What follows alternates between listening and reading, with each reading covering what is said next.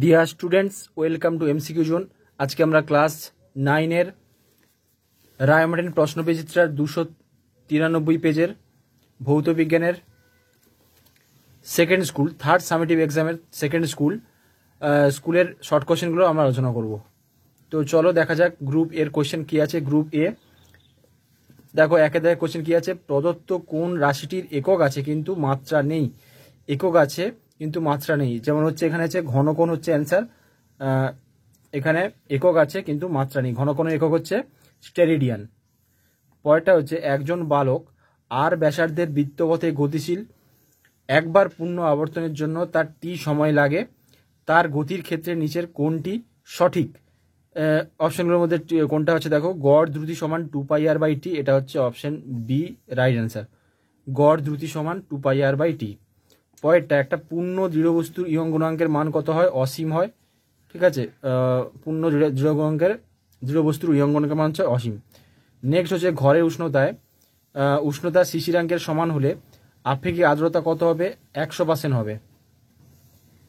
পরেরটা এম ভরের একটি বস্তুকে এইচ উচ্চতা থেকে স্থিরাবস্থায় ছেড়ে দেওয়া হলো, যখন বস্তুটি ঠিক ভূমি স্পর্শ করবে তখন তার গতিশক্তি হবে, এটা হচ্ছে এইচ উচ্চতা থাকলে স্থিতিশক্তি হচ্ছে mgh, অপশন ডি।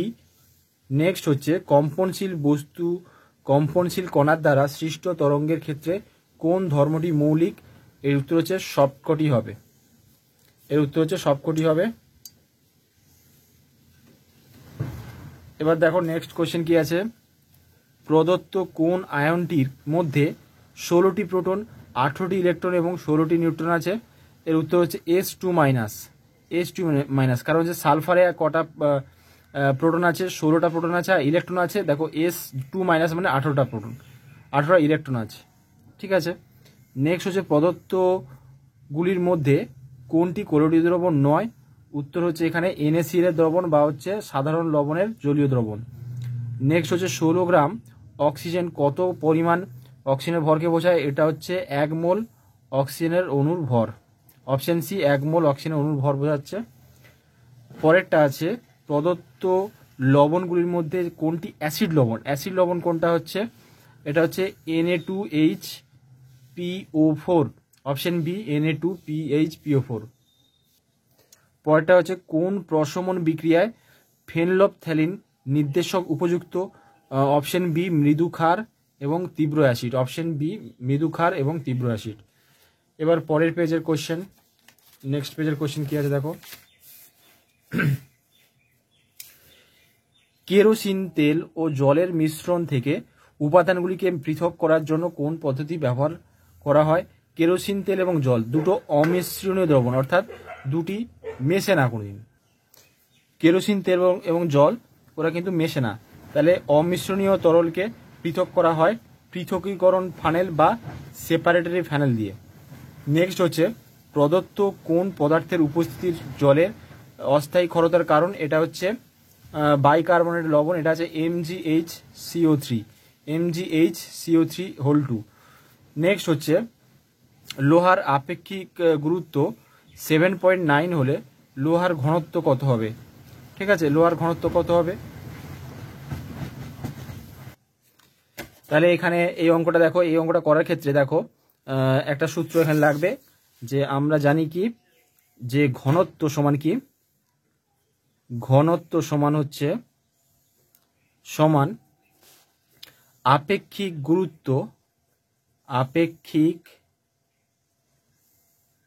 গুরুত্ব গুণ হাজার। তাহলে হাজার দিয়ে আমাদের গুণ করতে হচ্ছে। তাহলে এখানে লোহার ঘনত্ব বলেছে, তাহলে লোহার ঘনত্ব কি হবে? আপেক্ষিক গুরুত্ব হচ্ছে 7.9, তাহলে 7.9 সঙ্গে 7.9 সাথে আমাদের হাজার গুণ করতে হবে, তাহলে 7.9 ইন্টু হাজার করলে কত হচ্ছে? 79 ইন্টু এত, ঠিক আছে 7900 ইউনিট কি হবে? ঘনত্বের একক। ঘনত্ব সমান ভর বাই আয়তন, তাহলে ভরের একক হচ্ছে কেজি পার আয়তন হচ্ছে এসআই একক হচ্ছে মিটার কিউব বা ঘনমিটার। তাহলে 7900 কেজি পার মিটার কিউব হচ্ছে অ্যান্সার। তাহলে উত্তর হচ্ছে এখানে আমার থেকে 7900 kg per metre cube, kg per metre cube. পরেরটা হচ্ছে প্রতিমিত বল কাকে বলে? এর উত্তর হচ্ছে দেখে নাও, প্রতিমিত বল বিপরীত অভিমুখে ক্রিয়াশীল সমান বলকে প্রতিমিত বল বলে। বিপরীত অভিমুখে ক্রিয়াশীল সমান বলকে প্রতিমিত বল বলা হচ্ছে, এটা তোমরা লিখে নেবে। নেক্সট হচ্ছে পৃথিবীর চারিদিকে আবর্তনশীল কোনো কৃত্রিম উপগ্রহের ক্ষেত্রে অভিকেন্দ্র বলের জন্য কৃতকার্য কি হবে? 0। এটা হচ্ছে 0 হবে, 0। পরেরটা আইসোবারগুলি হলো একই ভর সংখ্যা বিশিষ্ট পরমাণু। আইসোবারগুলির পারমাণবিক ভর সমান হয় কি? এটা হচ্ছে সমান হয় না, উত্তর হচ্ছে সমান হয় না।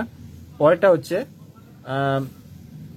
এ একটা পরমাণু, যেটা হচ্ছে 39 ভর সংখ্যা এবং 19 হচ্ছে পারমাণবিক সংখ্যা, এবং বি 40 হচ্ছে ভর সংখ্যা, 20 হচ্ছে পারমাণবিক সংখ্যা।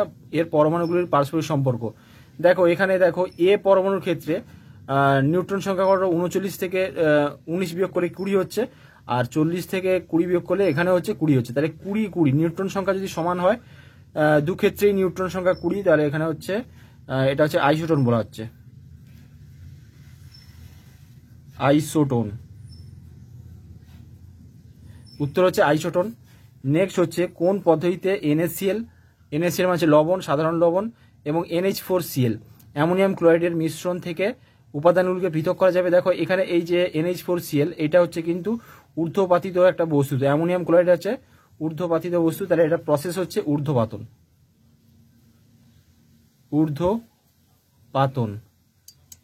ঊর্ধ্বপাতন প্রসেসে আমরা এটাকে আলাদা করতে পারি। পরেরটা হচ্ছে ইউট্রোফিকেশন কি? এটা হচ্ছে দেখো বই থেকে আমি দেখিয়ে দিচ্ছি, দেখে নাও, সংজ্ঞাটা একটু বড় হবে।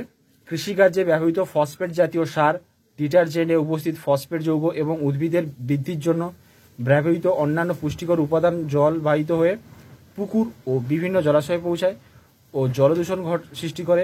এর ফলে শৈবাল, কচুরিপানা এবং বিভিন্ন জলজ উদ্ভিদের দ্রুত বৃদ্ধি ঘটে। এই ঘটনাকে বিজ্ঞানের পরিভাষায় ইউট্রোফিকেশন বলে। ঠিক আছে, নেক্সট হচ্ছে ভিন্ন ভরের দুটি বস্তু একই বেগে গতিশীল, কোন বস্তুটি বেশি কাজ করবে? যেটা হচ্ছে ভারী বস্তু। ঠিক আছে, ভারী বস্তু বেশি কাজ করবে।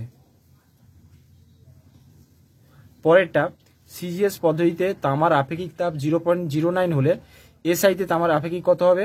তাহলে এটা হচ্ছে 0.09 ইন্টু হয়ে যাবে 1000। ঠিক আছে, 0.09 ইন্টু 1000, তাহলে এখানে হয়ে যাবে অ্যান্সার হচ্ছে 90। আর একক কি হবে? আপেক্ষিক তাপের একক কি হবে? এসআইতে হচ্ছে joule per kg into kelvin, joule per kg into kelvin. পরেরটা হচ্ছে 1 গ্রাম জলে পরমাণুর সংখ্যা। 1 গ্রাম জলে পরমাণুর সংখ্যা, জলের হচ্ছে আণবিক ওজন হচ্ছে কত?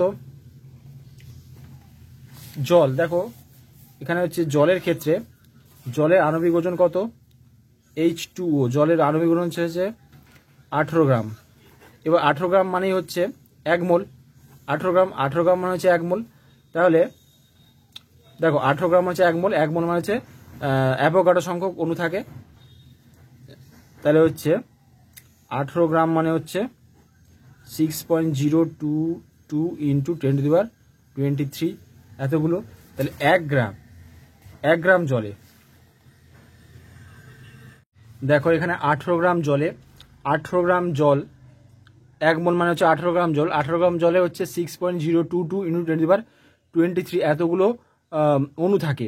এবার দেখো একটা H2O অণুতে 3টে পরমাণু থাকে। একটা H2O অণুতে 3টে পরমাণু থাকে। তাহলে এখানে 18 গ্রাম আছে, 18 গ্রাম আছে, তাহলে ইন্টু 3, তাহলে এতটি কি থাকবে? পরমাণু থাকবে, এতগুলো পরমাণু থাকবে। তাহলে 1 গ্রামে থাকবে কত হবে? 6.022 ইন্টু 10⁻23 ইন্টু 3/18 গ্রাম। ঠিক আছে, তাহলে 3 6 18, আর 6.022কে 6 দিয়ে ভাগ করলে হচ্ছে অ্যান্সার হচ্ছে 1.003 ইন্টু 10⁻23 এতগুলো পরমাণু থাকে। 1 গ্রাম জলে এই এতগুলো পরমাণু থাকে, 1.003 ইন্টু 10⁻23 এতগুলো পরমাণু থাকে। তাহলে আমাদের এখানে উত্তর হচ্ছে 1.003 ইন্টু 10⁻23 এতগুলো। নেক্সট হচ্ছে কোনো উৎসের কম্পাঙ্ক 100 হার্জ হলে উৎসের কম্পনের পর্যায়কাল। তাহলে এখানে দেখো আমরা জানি কি পর্যায়কাল সমান 1/কম্পাঙ্ক। পর্যায়কাল সমান 1/কম্পাঙ্ক। এবার কম্পাঙ্ক দেওয়া আছে 100, তাহলে আমি কম্পাঙ্ক জায়গায় 100 বসিয়ে দিলাম, তাহলে 1/100 মানে 0.01। এটা হচ্ছে পর্যায়কাল, হচ্ছে একক, হচ্ছে সময় হচ্ছে সেকেন্ড, ঠিক আছে, সেকেন্ড।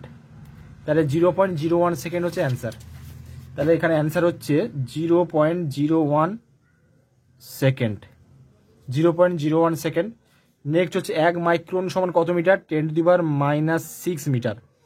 পরেরটা যে কোনো সংঘাতের ক্ষেত্রে ড্যাশের সংগ্রহ নীতি পালিত হয়, এটা হচ্ছে ভরবেগ। নেক্সট হচ্ছে তরলে গ্যাসের দ্রাব্যতা কমে উষ্ণতা ড্যাশ হয়, উষ্ণতা বেশি হলে বা বৃদ্ধি পেলে তরলে গ্যাসের দ্রাব্যতা কমে।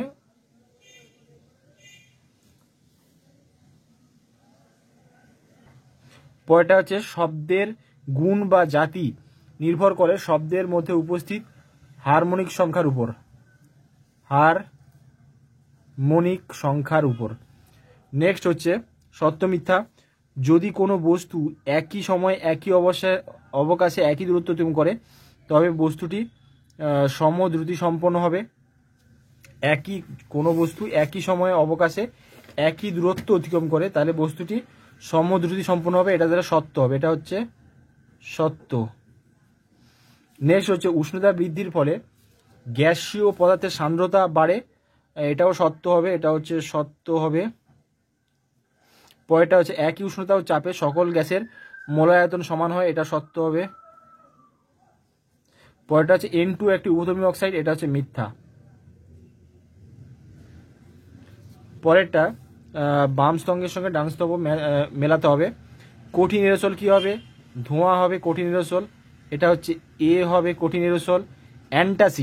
অ্যান্টাসিডের প্রধান উপাদান হচ্ছে মিল্ক অফ ম্যাগনেসিয়া MgOH2, এটা হচ্ছে বি এর সঙ্গে ম্যাচ খাচ্ছে। তারপরে দেখো কাপড় কাচার সোডা হচ্ছে কোনটা হবে এখানে? এখানে দেখো এটা হচ্ছে Na2CO3 10 অণু জল, এটা হচ্ছে অপশন সি।